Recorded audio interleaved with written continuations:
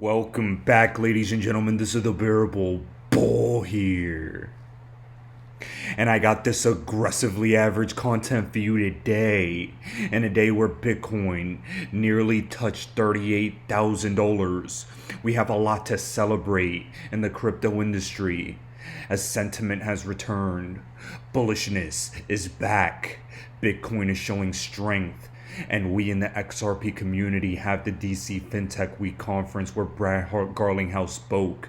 And I hope all of you watched my previous video to gain the perspective of the Ripple CEO. Because there was a lot being said. And at the exact same time, we have Ripple Swell Conference with bombshells dropping left and right from there that, quite frankly, I haven't even touched on yet. Because I'm taking my time to gather everything, because there was a lot to discuss. But first, ladies and gentlemen, I'm going to ask if you have any children watching this video right now. You cover their ears, because in this video, I'm going to express a lot of emotion, because I am fucking angry. And I'm going to explain to you why. Ladies and gentlemen, we and the XRP army have dealt with a 2.5-year-long bullshit lawsuit where we have been found completely innocent and we have had to suffer through a prolonged bear market specifically for XRP because of this lawsuit. We have had a tyrannical and rogue SEC who has had conflicts of interest that are being proven more day by day, and Steven Nayeroff is proving those conflicts of interest more and more as you follow him more on Twitter. And we'll get more into him and his significance in later videos. But right now, the reason I am so frustrated is because we have an SEC chair that wants to sit here and say that crypto is ripe with fraud. We have an anti-crypto army made by Elizabeth Warren. We have a Congress that's getting more and more tyrannical towards crypto and wants to say illicit finance is happening through this space. And yet, Gary Gensler hints that he's open to the idea of FTX rebooting under proper leadership. This is some bullshit, my friends. Sam Bankman-Fried has literally been found guilty of 7 criminal fraud charges. Sam Bankman-Fried funded the politicians that are all saying they're anti-crypto. They're stolen consumer funds that are funding an anti-crypto army and coalition in Congress as we speak. And you want to blame the entire industry and say all of us are committing fraud. The entire industry is ripe with fraud. And yet the SEC chair that met with the biggest fraudster on the planet in the crypto space, he wants to say that he's open to the idea of rebooting FTX. This screams corruption. And Brad Garlinghouse held no punches yesterday as he let the world know that maybe if Gary was in meeting with the fraudsters, we could get some positive crypto regulations passed. What you hear, and you talk about how this is becoming somewhat of a partisan issue. I've spoken with a lot of Democratic lawmakers, crypto skeptics about this, and they cite fraud often, that a lot of people are defrauded through crypto scams. Also things, questioning whether or not blockchain ultimately really does anything new that can't be done already, that it's just trying to recreate something for no good reason and potentially bad things come with it. How much more work needs to be done to push back against that kind of narrative? Well, I mean, the fraud point, and again, you and I talked a little about this backstage. The FTX fraud wasn't a crypto fraud. I mean, yes, it was a fraud. I don't know, like it wasn't unique that this happened to crypto. There's other frauds that, in some cases, were even a bigger scale than what happened there. So, when I hear people say, "Well, we need legislative solutions around."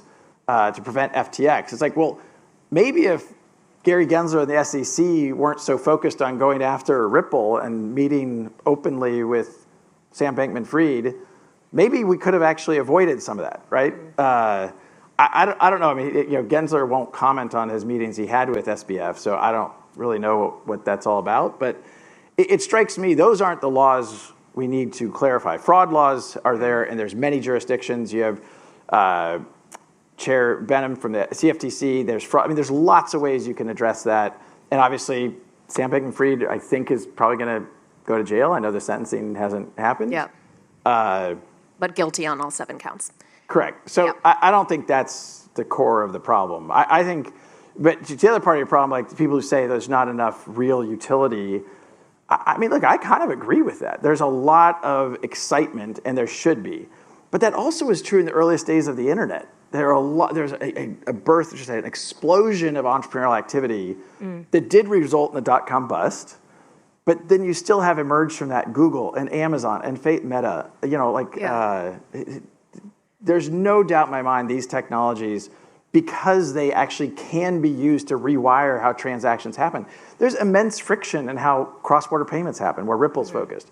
But there's immense friction in real estate, in bond settlement. There's ways to use these technologies. And by the way, I use those examples. Those aren't things Ripple's doing, but just it's more advocating for the industry at large. Now, ladies and gentlemen, what we have there is a shot heard around the world. Gary has been fully exposed, and I believe, especially with a Republican Congress at this moment in time, there are going to be more and more actions taken to get fair crypto regulations passed. Warren Davidson is doing his best to make constructive policy, and I guarantee you no bigger influx of capital will come to this market than when regulatory clarity finally hits. And we're almost there. I promise you. Is creating a stable coin that is connected to a fiat currency, in the case that we care about, the United States dollar. They're creating a form of private money. And private money needs to be well regulated. Private money, we've seen many examples throughout history, can cause significant risks in the financial system. And private money that's linked to the dollar basically borrows the trust of the Federal Reserve in its issuance. So we think there's a very strong interest in having strong federal regulation of stablecoins that makes sure that the Federal Reserve can approve stablecoin issuers, can regulate stablecoin issuers, can enforce against stablecoin issuers, and the set of protections around that, including how you deal with wallets and making sure that they're safe and sound. All of that, I think we need a strong federal framework for, and we don't have one of those yet. So you really do need the Fed, the Congress to establish that. In an absence, that there's a limited amount of things that the Fed can do, or is it just a kind of a stopgap? We think, I would just say, as a policy matter, it's better if the Congress can decide the basic rules of the road. Now, ladies and gentlemen, right there, Michael S. Barr, former advisor at Ripple, who's currently on the Fed, stated that the rules of the road are not clear and Congress needs to act. And while the Congress is figuring out how they're going to fund the government in the coming days, afterwards, I guarantee you, crypto regulations and central bank digital currency regulations are going to be a top priority that they need to get done. They're already well on their way. They're going to be grappling with each other every single day.